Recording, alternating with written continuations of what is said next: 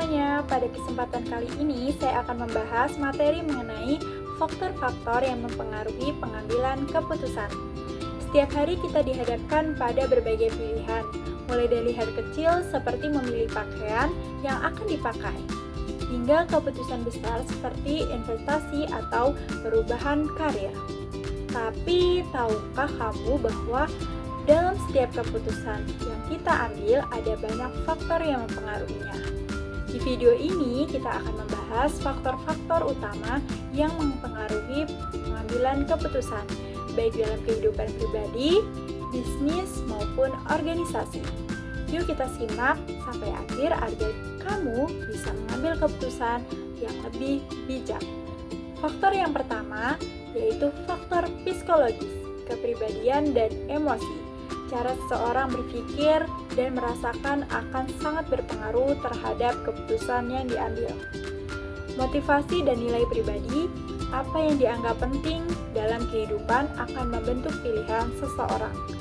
Pengalaman dan institusi, orang yang sudah berpengalaman seringkali mengandalkan insting dalam mengambil keputusan.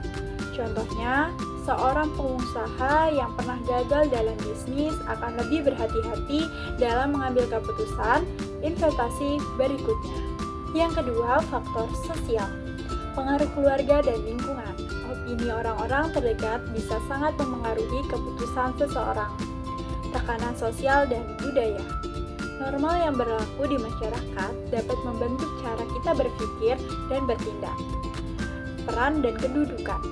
Posisi seseorang dalam keluarga atau organisasi juga dapat menentukan seberapa besar pengaruhnya dalam mengambil keputusan.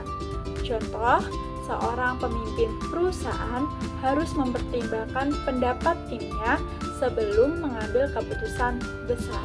Yang ketiga, faktor eksternal, kondisi ekonomi. Situasi ekonomi mempengaruhi keputusan finansial seseorang atau bisnis. Hukum dan regulasi.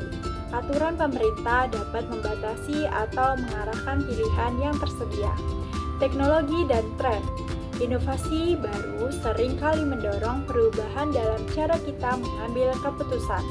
Contohnya, banyak perusahaan beralih ke digitalisasi karena perkembangan teknologi yang sangat pesat. Yang keempat, ada faktor konektif. Kemampuan berpikir logis. Orang-orang yang memiliki keterampilan berpikir kritis cenderung mengambil keputusan yang lebih rasional. Ketersediaan informasi. Keputusan yang baik harus didasarkan pada data yang cukup dan akurat. Biasa dan diskusi kognitif. Kadang manusia lebih memilih informasi yang sesuai dengan keyakinannya dan mengambil informasi lain yang berlawanan. Contohnya, investor yang hanya fokus pada berita positif tentang saham tertentu bisa terjebak dalam bisnis konfirmasi.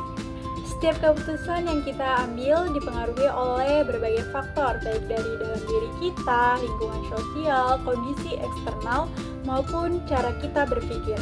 Memahami faktor-faktor ini akan membantu kita membuat keputusan yang lebih matang dan rasional. Jadi setelah